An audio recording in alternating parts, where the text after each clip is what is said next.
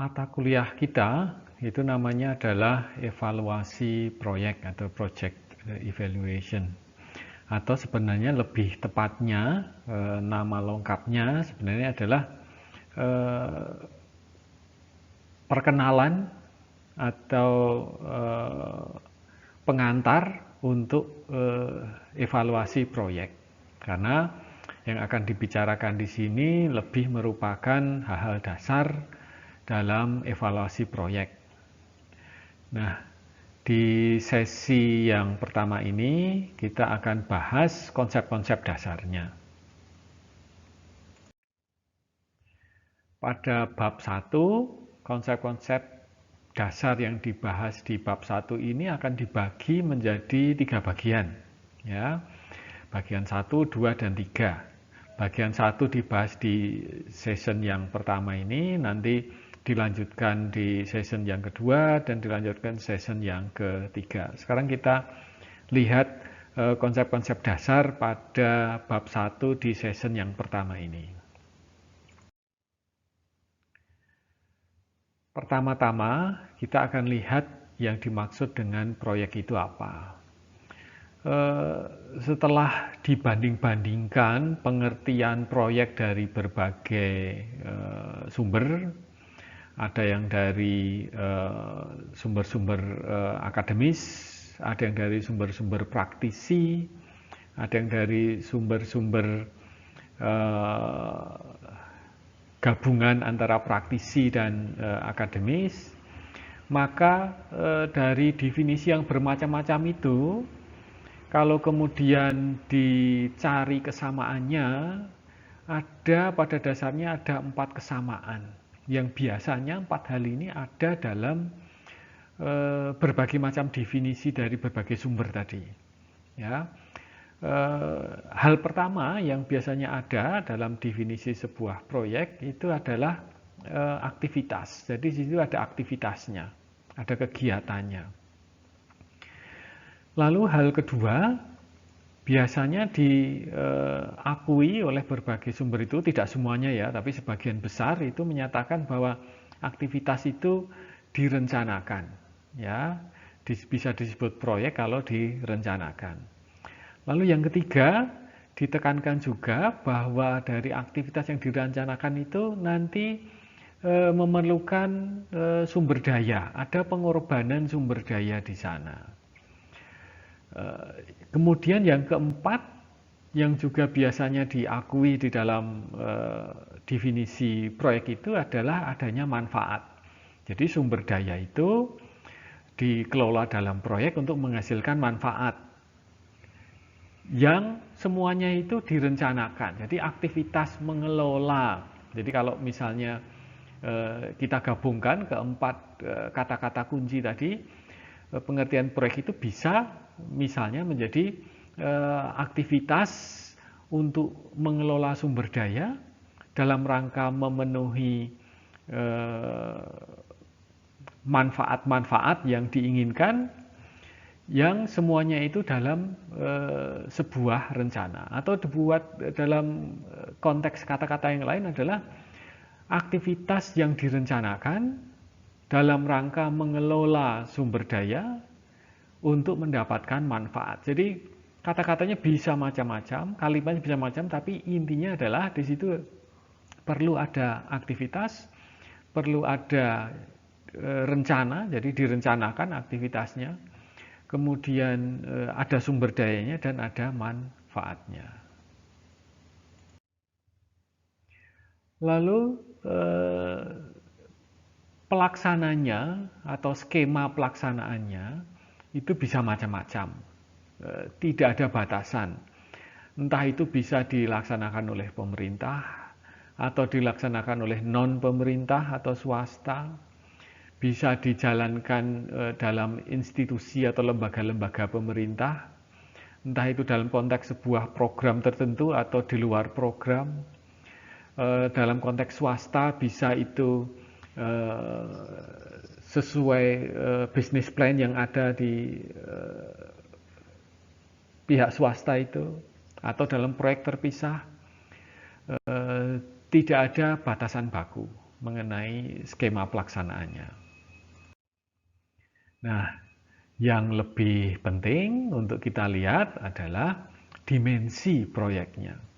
Terkait dengan pengertian tadi, dengan definisi tadi ada sumber daya dan juga ada manfaat, maka dimensi dari proyek yang pertama adalah berkaitan dengan adanya sumber daya. Karena yang namanya sumber daya, seperti kita pahami dalam ilmu ekonomi, sumber daya itu terbatas, maka memunculkan dimensi proyek yang pertama yaitu biaya. Ada biaya di sana. Nah, biaya itu mencakup baik yang internal ya maupun yang eksternal. Biaya yang internal itu istilah lainnya adalah negative internalities atau internalitas negatif. Jadi biaya itu ditanggung oleh pihak internal, ditanggung oleh pihak proyek itu. Seandainya saja proyek yang kita bicarakan itu misalnya rumah makan, warung makan gitu ya, restoran, maka misalnya di situ ada biaya untuk mendapatkan bahan baku. Biaya atau pengorbanan yang dikeluarkan oleh proyek itu untuk mendapatkan tenaga kerja. Biaya yang dikorbankan oleh proyek itu untuk mendapatkan bangunan rumah makan. Itu kalau itu ditanggung oleh pihak internal, ditanggung oleh proyek itu sendiri, maka itu disebut biaya internal atau internalitas negatif atau negative internalities gitu ya. Nah, sebaliknya kalau biaya itu ditanggung oleh pihak eksternal, artinya yang menanggung itu bukan proyek itu, bukan pemilik rumah makan, tidak masuk dalam perhitungan rumah makan itu, maka itu disebut biaya eksternal atau eksternalitas negatif atau negative externalities. Misalnya kalau hubungannya dengan rumah makan, misalnya rumah makannya itu kemudian laku, pembelinya banyak, lalu jalannya macet di depan itu, yang menanggung kemacetan itu ternyata tidak hanya rumah makan itu, tapi juga ditanggung oleh orang yang lewat jalan itu berarti ada biaya, ada ketidaknyamanan yang menanggung oleh pihak eksternal, itu namanya biaya eksternal atau eksternalitas negatif. Atau misalnya rumah makan itu menggunakan menggunakan kayu bakar untuk memasaknya. Kalau kayu bakar itu kemudian digunakan secara berlebihan, itu merusak lingkungan. Yang menanggung kerusakan lingkungan kemungkinan besar tidak hanya orang-orang di dalam rumah makan itu, tidak hanya pemilik rumah makan itu, tapi juga orang lain di masyarakat. Berarti juga ada biaya eksternal berupa kerusakan lingkungan yang ditanggung oleh pihak luar. Sekarang kita lihat dimensi yang berikutnya. Dimensi berikutnya datangnya dari manfaat, ya. Karena membutuhkan manfaat ini yang dikejar dari proyek itu, maka ini menjadi dimensi yang berikutnya. Karena keinginan pada dasarnya kalau kita belajar ilmu ekonomi, kita tahu keinginan itu sulit untuk dibatasi, maka diperlukan manfaat dari proyek itu untuk memenuhi keinginan tersebut. Nah, seperti biaya, manfaat itu juga ada yang internal, juga ada yang eksternal. Jadi ada manfaat-manfaat yang diterima oleh pihak-pihak internal, disebut internalitas positif. Jadi kalau biaya tadi negatif, ini positif karena sifatnya menambah nilai dari proyek, maka disebut positif. Internalitas positif atau positive internalities. Dan juga ada manfaat-manfaat yang diterima oleh pihak eksternal, maka disebut eksternalitas positif atau positive externalities. Kalau misalnya proyeknya kita ganti ya, kita sekarang bicarakan misalnya proyek ada perkebunan kelapa sawit gitu ya, ada perusahaan perkebunan kelapa sawit. Nah, kalau kemudian kelapa sawitnya dijual, tandan buah segar kelapa sawitnya itu dijual, kemudian itu hasil penjualannya itu berupa uang, uangnya itu diterima oleh proyek itu, masuk ke keuangan proyek itu berarti hasil penjualan tandan buah segar kelapa sawit itu termasuk dalam manfaat internal. Lalu seandainya misalnya dari perkebunan kelapa sawit itu kemudian untuk membuka jalan, misalnya perkebunan kelapa sawit itu butuh akses jalan. Jalannya itu harus dibuka. Semula itu perkebunannya misalnya agak terpencil, maka perusahaan kelapa sawit itu harus membuka jalan. Setelah jalan dibuka, kemudian jalan itu menjadi ramai, ya, sehingga penduduk sekitarnya bisa kemudian membuka warung di situ, ya, membuka warung, punya usaha, mungkin rumah makan, mungkin warung kelontong dan lain-lain, atau toko besi dan lain-lain. Nah, kalau kemudian masyarakat sekitar diuntungkan karena mereka sekarang dapat laba dari warung makannya, dapat laba dari toko besinya, dapat laba dari toko kelontongnya, itu berarti ada manfaat yang diterima, itu tidak diterima oleh perkebunan kelapa sawit, tapi diterima oleh pihak luar, maka disebut dengan eksternalitas positif atau positive externalities, manfaat eksternal. Itu dimensi yang kedua dari proyek. Nah, sekarang kalau kita amati khusus mengenai eksternalitasnya, ya, eksternalitasnya tadi berarti ada eksternalitas yang negatif, ada eksternalitas yang positif. Eksternalitas positif itu datangnya dari benefit, dari manfaat. Eksternalitas yang negatif itu datangnya dari biaya, ada yang ditanggung oleh pihak eksternal. Nah, catatannya perlu diberikan di sini adalah sepanjang itu tidak ada kompensasi, ya, tidak ada kompensasi, maka itu tetap menjadi eksternalitas.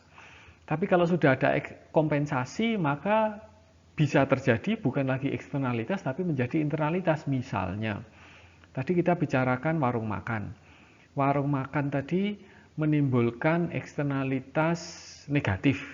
Misalnya tadi warung makannya menimbulkan kemacetan di sekitar warung itu. Ada tetangganya menjadi tidak nyaman karena jalannya macet, dia dirugikan.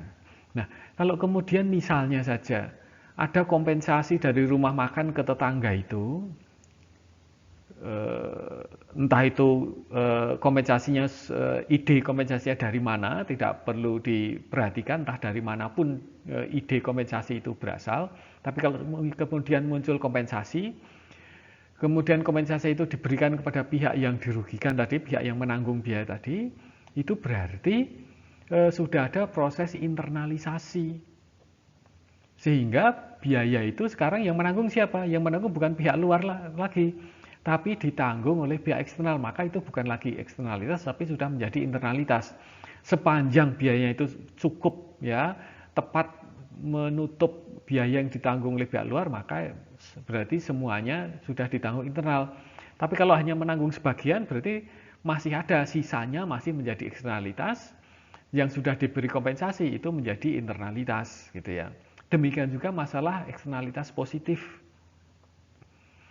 Kalau ada eksternalitas positif kemudian diikuti dengan kompensasi, maka kemungkinan sudah menjadi internalitas.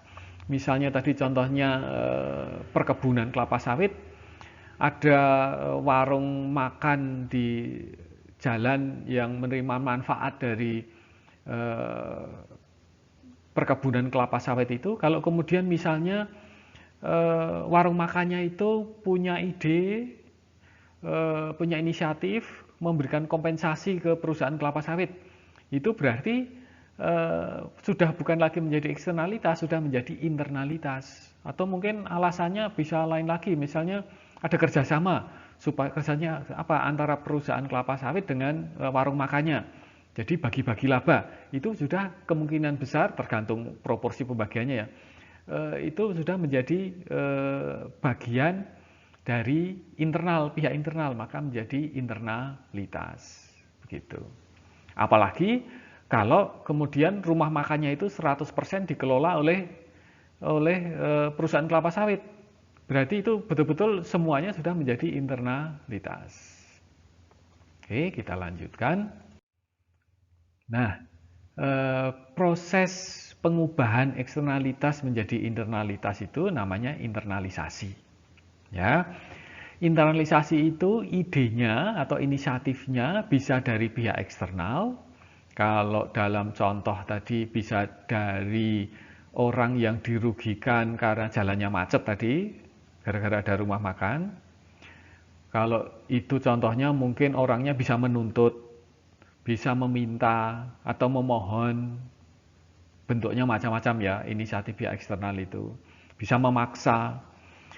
Kalau contohnya dari eksternalitas yang positif kaitannya dengan perusahaan kelapa sawit tadi, warung makannya bisa secara sukarela, bisa dia kemudian mengajak kerjasama gitu ya, macam-macam. Tapi bisa dari eksternal, juga bisa dari pihak eksternal, dari proyeknya sendiri ya, entah kesadaran, entah karena ide dari direkturnya atau apapun alasannya, itu berarti inisiatifnya dari pihak internal.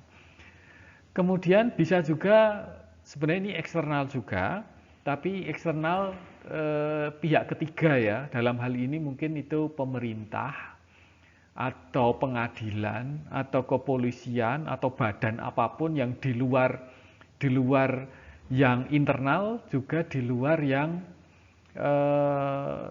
terkait dengan masalah eksternalitas tadi. Itu bisa juga menjadi sumber inisiatif. Jadi kalau misalnya rumah makan tadi banyak merugikan lingkungan, pemerintah bisa inisiatif. Misalnya membuat undang-undang, misalnya membuat peraturan, atau ada pajak, atau ada subsidi, dan sebagainya. Jadi itu hal-hal yang bisa menyebabkan eksternalitas menjadi internalitas melalui proses internalisasi. Nah, lalu untuk menguji atau mengetahui pemahaman kita mengenai apa yang sudah kita bahas di sesi 1 ini, kita bisa mencoba menjawab pertanyaan-pertanyaan ini. Misalnya, kita bisa mencoba menyebutkan sebuah proyek. Lalu kita uji, itu betul-betul proyek atau tidak dengan menggunakan kata-kata kunci tadi. Jadi menjelaskan proyek atau tidak dengan kata-kata kunci. Apakah betul ada kata-kata kunci secara lengkap atau ada yang hilang. Kemudian bisa juga kita menguji pemahaman kita dengan membuat contoh eksternalitas positif dari sebuah proyek. Lalu dijelaskan apa betul itu eksternalitas positif. Demikian juga contoh untuk internalitas positif. Bisa juga membuat contoh untuk internalitas negatif. Lalu contoh juga bisa dibuat untuk eksternalitas negatif. Lalu dijelaskan juga mengapa itu eksternalitas negatif, mengapa itu internalitas negatif, dan seterusnya. Lalu bisa juga dibuat suatu contoh upaya internalisasi dari contoh-contoh tadi. Jadi ada contoh eksternalitas positif, contoh internalitas positif, dan seterusnya. Dibuat contoh-contoh internalisasi dari eksternalitas tersebut. Dengan membuat contoh itu, semoga bisa semakin meningkatkan pemahaman kita mengenai materi yang ada di sesi yang pertama ini. Terima kasih.